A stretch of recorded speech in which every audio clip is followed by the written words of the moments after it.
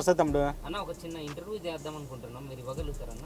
ఎందుకేమో తమ్ముడు, ఏం ఇంటర్వ్యూ కావాలో అడగండి, చెప్తా. క్యాబ్ డ్రైవర్లు ఇంత కష్టపడుతున్నారు కదా, సరైన గుర్తింపు దొరకట్లేదు. వాళ్ళ గురించేనని మేము కొత్త కొత్త కాన్సెప్ట్లు తీసుకొని వస్తున్నాం యూట్యూబ్ కి, అడుగుదామని. అన్న మీరు ఎన్ని సంవత్సరాల నుంచి క్యాబ్ తోలుతున్నారన్న? నేను దగ్గర దగ్గర 6-7 సంవత్సరాలు బట్టి తోలుతున్నా తమ్ముడు. అంటే ఈ క్యాబ్ వచ్చిల్లన్నా? నేను హైదరాబాద్కి వచ్చింది ఒక గోల్ పెట్టుకొని వచ్చా తమ్ముడు, కానీ అది అవ్వక ఈ క్యాబ్ డ్రైవర్ ఫీల్డ్కి రావాల్సి వచ్చింది. అంటే అది గోల్ ఏంటి, దేనికి సంబంధించి? అంటే జాబా, లేకపోతే బిజినెస్, లేకపోతే ఇంకేదైనా చేద్దామని ఒక గోల్ పెట్టుకొని వచ్చా తమ్ముడు. అంటే గోల్ ఏంటో తెలుసుకోవచ్చు అన్న? తెలుసుకోవచ్చు, దానికేమో తమ్ముడు. ఇప్పుడు నేను బాగా చదువుంటే ఒక ఎంప్లాయీని లేకపోతే ఒక జాబ్ని అట్లా అయ్యేవాడిని. ఇక చదువు లేదు కాబట్టి ఇండస్ట్రీకి వెళ్ళి యాక్టింగ్ అంటే నాకు పిచ్చి. సినిమాలో యాక్టింగ్ చేద్దామని జబర్దస్త్లో కొన్ని వీడియోస్ అలా చేసి వైరల్ అవుదామని అనుకున్నాను. కానీ నాకున్న ఫ్యామిలీ ప్రాబ్లమ్స్కి వాటి వల్ల నేను ఈ సంపాదన అనేది కావాలి కదా నాకు, దానివల్ల ఈ క్యాబ్ డ్రైవర్గా ఈ వృత్తిని ఎంచుకున్నాను అనమాట. డిగ్రీ చేసే తమ్ముడు. అనుకోకుండా మరి దాంట్లో ప్రయత్నించారా ఇండస్ట్రీలో ట్రై చేశాను, కాకపోతే కొంచెం ఫ్యామిలీ ప్రాబ్లమ్స్ వల్ల నేను కొంచెం మ్యారీడ్. నాకు 2 పిల్లలు. అంటే మీరు క్యాబ్ గురించి పొద్దుగాల వచ్చి ఈవినింగ్ వరకు నైట్ వరకు తోలుతూనే ఉంటారు. మీరు ఒక టార్గెట్ పెట్టుకుంటారు, టార్గెట్ రీచ్ అవ్వకుంటే ఇంటికి వెళ్ళరు. పొద్దున్న నుంచి వెళ్ళి సాయంత్రం తోలుతూ ఉంటే మీకు ఎలా అనిపిస్తుంది అన్న ట్రాఫిక్లో అంతగానం మీరు డ్రైవింగ్ చేస్తూ ఉంటే? ట్రాఫిక్లో ఎంత చెప్పినా తక్కువే తమ్ముడు, నరకంలాగా అనిపిస్తుంది. ఏదో పెద్ద పాపం చేస్తే కానీ క్యాబ్ డ్రైవర్ కాదన్న. మరి మీరు ఇంత కష్టపడుతున్నారు కదా, ఇప్పుడు ఒక దగ్గరికి వెళ్తారు, ఒక పికప్కి వెళ్తారు, అక్కడ మీరు ఒక హాఫ్ అన్ అవర్ 10-20 మినిట్స్ అలా వెయిట్ చేస్తారు. వాళ్ళు వెయిట్ చేసి వచ్చి మీరు ఏంటంటే అంటే మళ్ళీ మీ మీదకి రూడ్గా బిహేవ్ చేస్తారు. ఆ టైంలో మీకు ఎలా అనిపిస్తుంది అన్న? ఎలా అనిపిస్తుంది తమ్ముడు, ఇప్పుడు ఎంత చేసినా కూడా మనం తగ్గి ఉండాలి కదా మన క్యాబ్ డ్రైవర్స్. ఇప్పుడు రెవెన్యూ వాళ్ళ మీద తీర్చుకున్నాం అనుకో, అది ఎఫెక్ట్ మన మీద పడుద్ది. మళ్ళీ అది ఎంతైనా ఇప్పుడు ఒక పికప్ దగ్గర వెయిటింగ్ చేస్తాం, అద్దాలు దించుకుంటేనేమో దోమలు వస్తాయి, అద్దాలు పైకి ఎప్పితేనేమో గాలి ఆడదు. అలాగని ఏసీ వేసుకొని కూర్చుంటేనేమో ఫ్యూల్ అయిపోద్ది. మనకు వచ్చే 200-300 ఆ ఫ్యూల్లోనే ఖర్చు అవుతుంది. సో దానివల్ల కూర్చోవాలో అర్థం కాదు, నిలబడాలో అర్థం కాదు.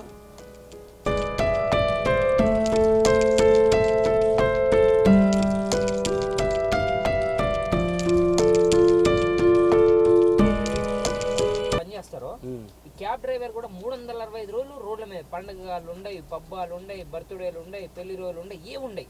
అలాంటి టైంలో ఇంట్లో మీ పిల్లల పుట్టినరోజు అయినప్పుడు మీరు ఇక్కడ క్యాబ్ డ్రైవ్ చేస్తూ ఉండే ఇక్కడ రోడ్డు మీద ఉంటే మీరు ఎలా ఫీల్ అవుతారన్న?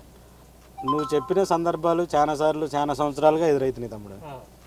అమ్మాయిది బర్త్డే ఉంటే ఉండు డాడీ అయ్యానన్నది, కానీ లేదమ్మా డ్యూటీ ఉంది, మరి పికప్ ఉంది, మరి ఒక కంపెనీకి ఒక కమిట్మెంట్ ఇచ్చినావు అని చెప్పేసి మా అమ్మాయికి అదో ఇదో చెప్పేసి ఇక మా మిస్సెస్ వాళ్ళే కేక్ కట్ చేసుకుంటారు, నేను ఉన్నా లేకపోయినా. నేను ఇంట్లో ఏమేమి కావాలో అన్నీ ఇచ్చేసి వస్తాను, వాళ్ళు కేక్ చేసుకుంటారు. పొద్దున్నే ఉదయాన్నే వెళ్ళిన తర్వాత డాడీ నువ్వు ఉంటే బాగుండేది ఈ ఫోటోలో ఇట్లా అని చెప్పేసి అంటూ ఉంటారు. చాలా పెయిన్ఫుల్గా ఉంటుంది కదా, చాలా బాధగా అనిపిస్తుంది. ఇప్పుడు నెలకు మీరు ఒక ఎంతవరకు ఎర్నింగ్ చేస్తారన్న, ఎంతవరకు సంపాదిస్తారు నెలకు? తమ్ముడు ఇప్పుడు తెలిసి తెలియని వాళ్ళు క్యాబ్ డ్రైవర్ అంటే ఒక 50,000 వస్తాయి, 1,00,000 రూపాయలు వస్తాయి అని తెలిసి తెలియని వాళ్ళు, పక్కింటి వాళ్ళు, ఎదిరింటి వాళ్ళు చెప్పి పిచ్చిగా కార్లు కొంటారు. ఇప్పుడు కంపెనీలు కాడ ఎన్ని కార్లు బార్లు తీరున్నాయో తెలుసా? ఏం తెలియని వాళ్ళు పిచ్చోళ్ళు. మేమంటే ఒక 6 సంవత్సరాలు 7 సంవత్సరాలుగా ఒక దీంట్లో లాభం ఏంటి నష్టం ఏంటి అనేది తెలుసుకొని కారు కొనాలా, అమ్మాలా, ఉంచాలనేది మేము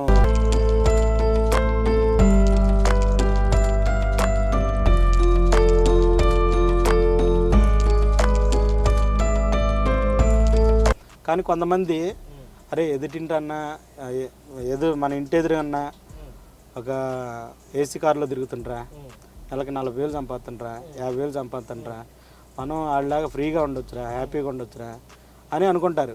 కానీ ఇక్కడ డ్రైవర్ సీట్లో కూర్చుంటే ఇది డ్రైవర్ సీట్ కాదు, ఇది ముళ్ళ పొద అన్నమాట. ఇది మీరు సంపాదించే సంపాదన గురించి ఆలోచిస్తున్నారు కానీ మీరు వెనుకబడ్డ కష్టం, మీరు పడే కష్టం గురించి గుర్తించట్లేదు. ఇప్పుడు మాకు మమ్మల్ని చూస్తే ఒక కారే గుర్తొస్తుంది. కారులో ఎన్ని ఒక ఈఎంఐ కట్టాలి, ఒక ఫ్యూలు, మెయింటెనెన్స్, ఫ్యామిలీ ప్రాబ్లమ్స్, ఏ ఫంక్షన్కి వెళ్ళలేము, ఏ ఫంక్షన్కి ఫ్రీగా ఎంజాయ్ చేయలేము. అవును ఏదన్నా ఒక రోజు 2 రోజులు ఇంటికాడ హ్యాపీగా కూర్చున్నామంటే అవును మనకి ఈఎంఐ గుర్తొస్తుంది. అవును దానివల్ల మళ్ళీ ఎంత కష్టం వచ్చినా నష్టం వచ్చినా మళ్ళీ ఒళ్ళు నొప్పులు వచ్చినా సరే సరి చేసుకొని మళ్ళీ క్యాబ్కి వెళ్ళాల్సిందే, తోలాల్సిందే, ఆ 1000-1500 సేవ్ చేయాల్సిందే. అవును. ఇప్పుడు మీరు నెలకు ఒక 45,000 అట్లా సంపాదిస్తారు అనుకున్నాను. నెల వచ్చేసరికి ఈఎంఐలు ఖర్చులు అవన్నీ పోయి అన్ని ఖర్చులన్నీ అయిపోతాయి. అయిపోయినాక ఇంత కష్టపడ్డాం మన దీంట్లో రూపాయి కూడా ఖర్చు పెట్టుకోకుండా ఇట్లా అయిపోయిందన్న చిన్న బాధ అన్న మీకు ఎట్లుంటుందన్న బాధ? ఇది మంచి క్వశ్చన్ అడిగినావు తమ్ముడు. చాలా మంది తెలిసి తెలియని వాళ్ళు కార్లు కొంటున్నారు కదా. ఈ కార్లు కొన్న వాళ్ళు ఏమనుకుంటున్నారంటే నెలకి మంచిగా సాఫ్ట్వేర్లో చేస్తే ఒక 50,000 వస్తాయి, 1,00,000 వస్తాయి, లేకపోతే ఆ ప్యాకేజీ ఈ ప్యాకేజీ పెట్టుకుందాం, ఇంత వస్తుంది, ఇంత లగ్జరీగా బతుకుదా అనుకుంటారు. కానీ అవన్నీ ఉత్తమాటలు తమ్ముడు. రావడానికి 50 వస్తాయి, చూడటానికి ఒక 50-60 చూస్తాం, కాదంటలేదు. కానీ ఆ 50లో నేను ఇప్పుడు లెక్క చెప్తా. అంటే ప్రతి ఒక్క డ్రైవర్ దగ్గర ఇదే ఉంటుంది ఇంచుమించుగా. 50లో ఒక 20-22 వేలు ఈఎంఐ ఉంటుంది తమ్ముడు. అక్కడ ఎంత పోతాయి ఇంకా మనకి? 50లో 22 తీసేస్తే ఇంకొక 28 ఉంటుంది. 28 ఉంటాయి. 28లో రూమ్ రెంట్ ఒక 7,000 వేసుకో. తిండి మామూలు ఫ్యామిలీ ఖర్చులు, మామూలు కూరగాయలని, బియ్యం అని వాటికి ఇటుకని ఒక 10,000 వేసుకో. ఎంత ఉన్నాయి ఇంకా? ఓ 10 ఉన్నాయి. ఓ 10 ఉన్నాయి. మరి నాకు 2 పిల్లలు, వాళ్ళ స్కూల్ ఫీజులు, వాళ్ళ బట్ట ఏంది, వాళ్ళ తిండి ఖర్చులు ఏంది, ఎలా ఉంటాయి పిల్లలు ఉంటాయి. ఇవన్నీ నువ్వు చెప్తుంటే నాకు అర్థమైంది ఏంటంటే నీకు వచ్చేది కాకుండా నువ్వే బయట నుంచి 10-15 అప్పు చేయాల్సి వస్తుంది. ఎగ్జాక్ట్గా చెప్తున్నా. ప్రతి ఒక్క డ్రైవర్కి కంపల్సరీగా మీరు ఎవరినైనా అడగండి, క్యాబ్ డ్రైవర్ అన్నోడు వెనకాల అప్పులు ఉంటాయి తప్ప డబ్బులు మూటలైతే ఉండవు. అది 100%. మీరు ఫైనల్గా ఏంటన్న అసలు అంటే మీరు ఒక ఇంత కష్టపడుతున్నారు కదా, ఇప్పుడు నార్మల్గా మీరు ఏమన్నా మీ మనసులో ఉంటుంది కదా, నేను ఇట్లా నలుగురితో ఇట్లా షేర్ చేసుకోవాలి, లేదంటే నేను ఇట్లా ఒకటి మాట్లాడాలి అని అన్నట్టు మీ మనసులో ఉంటుంది కదా, అదేంటో మీరు చెప్పండి ఒకసారి డైరెక్ట్గా. మాట్లాడేదేమో తమ్ముడు, ఇప్పుడు కార్లు తీసుకొని తెలిసి తెలియక తీసుకొని ఆగమవుతున్నారు కొంతమంది. ఆ తెలిసి తెలియక తీసుకోవటం వల్ల వాళ్ళ ఫ్యామిలీస్ని అప్పులు పాలు చేస్తున్నారు. వీళ్ళకి ఒక మైండ్ సెట్ లేక 4 రోజులు ఏదో సరదాగా వాడితో వీడితో తిరుగుతారు. కొన్ని రోజులు ఆ కంపెనీ, కొన్ని రోజులు ఈ కంపెనీలో చేస్తారు.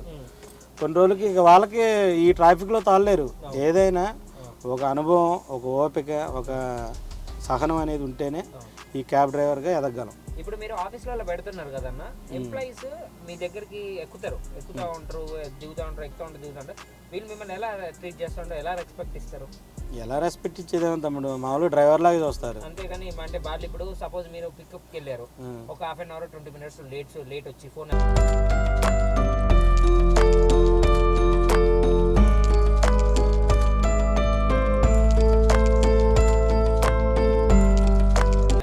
మీరు కార్లో కూర్చొని వెళ్ళాలి టైం అవుతుందని అలా ఏమన్నా చెప్తా ఉంటారా, అంటూ ఉంటారా? చెప్తారు. ఇప్పుడు మేము పికప్ టయానికి వెళ్తాం వాళ్ళ ఇంటికాడికి.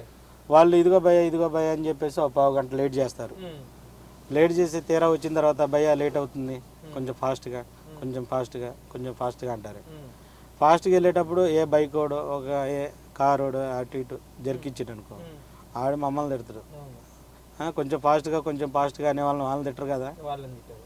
అది ఇప్పుడు నార్మల్ గా మీరు ఏదన్నా వీళ్ళు పెట్టే హడావిడికి మీరు తీసుకొస్తుంటే దేనికన్నా తాకిచ్చారో దేనికన్నా అయింది అనుకోండి, ఇప్పుడు మీకు ఏదైనా అయితే కార్కి ఏమైనా డ్యామేజ్ అయితే మన కంపెనీ వాళ్ళు ఇస్తారా? కంపెనీ వాళ్ళు ఎలా ఉన్నారు, వాడు ఉన్నాడా పోయిండు కూడా అడగరు. కంపెనీ వాళ్ళకి ఈ ట్రావెలింగ్కి అసలు సంబంధం లేదు. ఓన్లీ ఎంప్లాయ్కి ఏమన్నా అయిందో చూసుకుంటారు తప్ప కార్కి ఏమన్నా అయిందా, డ్రైవర్కి ఏమన్నా అయిందా, వాడు ఏమన్నా తింటా అనేది మాత్రం ఏ కంపెనీ పట్టించుకోదు. మీరు ఇంత కష్టపడుతున్నారన్న, ఫైనల్ గా మా ఫ్యామిలీ గురించి మాట్లాడుకున్నాం. ఇప్పుడు మీ పిల్లలు ఏం చదువుతున్నారన్న? మా పిల్లలు 7th, ఒక అమ్మాయి 8th అట్లా చదువుతున్నారు. 8th class. అంటే మీరు దీని మీద క్యాబ్ మీద చేసి ఇల్లు మెయింటైన్ చేసి ఈఎంఐలు కట్టుకొని పిల్లల స్కూల్ ఫీజులు కట్టి ఇంట్లోకి ఏమేమి కావాలో అవన్నీ చూసుకోవాలి. అంతే, అన్ని సమస్తం ఈ కార్ మీదే. అదే అంటే మరి ఈ గ్రోత్ అంటే మీరు ఇంత కష్టపడుతున్నారు కదా, ఎందుకు ఈ కష్టము? దీని నుంచి ఇంకేదన్నా మనం ఇంకొక స్టెప్ వేసి ఏదన్నా మన ఫ్యామిలీస్ కూడా హ్యాపీగా చూసుకొని మనం కూడా అందరూ ఫ్యామిలీ లాగా మనం కూడా స్పెండ్ చేసుకుంటాం ఫ్యామిలీతోని, మనం వీకెండ్స్లో ఒకరోజు హాలిడే తీసుకొని మిగతా రోజులు కష్టపడదాం అన్నట్టు ఏదన్నా మీ మనసులో ఉందా? ఇంక ఎంత కష్టపడినా వీక్ ఆఫ్లో కష్టపడ్డా కూడా ఈ కారే తోలగల తమ్ముడు. అదే క్యాబ్ గురించి పక్కన పెడితే ఇంకేదన్నా బయట ఏదన్నా జాబా, లేకపోతే మీరు డిగ్రీ చదివే అంటున్నారు కదా, జాబా లేకపోతే ఏదన్నా బిజినెస్ అలాంటి వైపు ఏమన్నా వెళ్దామని మీకు ఏమన్నా థాట్ ఉందా?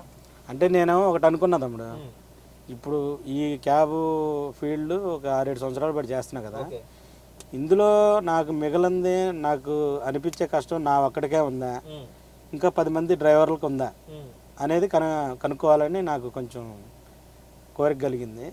ఇక్కడి నుంచి తీసుకోవచ్చు, అక్కడ రొటేషన్లు అక్కడి నుంచి తీసుకోవచ్చు, ఇక్కడ రొటేషన్ ఈ టెన్షన్లలో మళ్ళీ డ్యూటీ చేయాలి, డ్యూటీ చేస్తే వచ్చిన డబ్బులు తీసుకెళ్ళి అక్కడ కట్టుకోవాలి. వాళ్ళు కూడా ఎంత పెయిన్ఫుల్గా అనుభవిస్తున్నారో వాళ్ళే కూడా తీసుకుంటే తెలుస్తుంది కదా. మీరు మంచిగా అనుకుంటున్నారు. నేను అదే అనుకుంటున్నా, ఇప్పుడు నా కష్టం నా ఒక్కడికే ఉందా, లేకపోతే ఇంకో క్యాబ్ డ్రైవర్కి కూడా ఉందా. ఒక డ్రైవింగ్ చేసే ప్రతి ఒక్కరిది కష్టమే, ప్రతి ఒక్కరిది గురించే మీరు తెలుసుకోవాలి, తెలుసుకుంటేనే అది బాగుంటుంది. క్యాబ్ డ్రైవర్ అని కాదు, క్యాబ్ కష్టం అనేది ఇప్పుడు రోడ్డు మీద కష్టపడే ప్రతి ఒక్కరు, ఇప్పుడు ఎర్లీ మార్నింగ్ లేస్తే ఒక 5 గంటలకు లేచి జిహెచ్ఎంసీలో 4 గంటల నుంచి కష్టపడి లేడీస్ పని చేస్తూ ఉంటారు. వాళ్ళకు నెలకు వాళ్ళది కూడా గవర్నమెంట్ జాబ్, కానీ వాళ్ళ వెనక ఎంత కష్టం ఉంటుంది, ఆ కష్టం కూడా మీరు తెలుసుకొని ప్రజలకు చూపిస్తూ ఉంటే అవేర్నెస్ అనేది తెలుస్తుంది. కంపల్సరీగా ప్రతి ఒక్కరికి ఒక రెస్పెక్ట్ ఇవ్వాలని వాళ్ళకి కూడా ఒక మనసులో ఒక కోరిక కలుగుతుంది. వాళ్ళకి రోడ్డు ఊడ్చేవాళ్ళు నైట్ మిడ్ నైట్ 12-1 గంట ఆ టైం నుంచి స్టార్ట్ చేస్తారు. వాళ్ళు అలా ఊడుస్తూనే ఉంటారు. కొన్ని 100-200 స్పీడ్తో కార్లు దూసుకొని వెళ్తూ ఉంటాయి. ఎంతోమంది చనిపోతారు. వాళ్ళ కష్టం అంతా ఇంత కాదు. వాళ్ళు అట్లా కష్టపడబట్టే ఈ సిటీ ఈ రోడ్లు అంత నీట్గా ఉన్నాయి. వాళ్ళు లేకపోతే ఇదంతా ప్రతి ఒక్క రోడ్డు చెత్తమయం అయిపోద్ది, చెత్త కుప్ప అయిపోద్ది. మేము ఎక్కడన్నా ఆపుకొని 10 నిమిషాలు పడుకోగలుగుతున్నాం, సీట్ వెనకని పడుకోగలుగుతున్నాం అంటే వాళ్ళు శుభ్రం చేయబట్టే రోడ్లు. అది వాళ్ళకి ఎంత చెప్పినా చాలా మంచిగా అనిపించింది అన్న మీతో ఈ 10 నిమిషాలు మాట్లాడతాం. క్యాబ్ డ్రైవర్స్ కష్టాలు ఏంటో ఫ్రెండ్స్ చూశారు కదా, సీనన్న మనసులో ఉన్న బాధ ఎంత బాధ ఉందో దాన్ని బయట పెట్టాడు. ఇప్పుడు ఆయన పడుతున్న బాధను నా వల్ల ఇంకా చాలా మంది పడుతున్నారు నాలాగా. సబ్స్క్రైబ్ చేయండి, గంట కొట్టండి. మీకు ఏమైనా అనిపిస్తే కామెంట్ రూపంలో తెలియజేయండి. మీరు ఇచ్చే కామెంటే మాకు ఒక ఎనర్జీ, మీ సపోర్ట్ మాకు కావాలి. Thank you so much.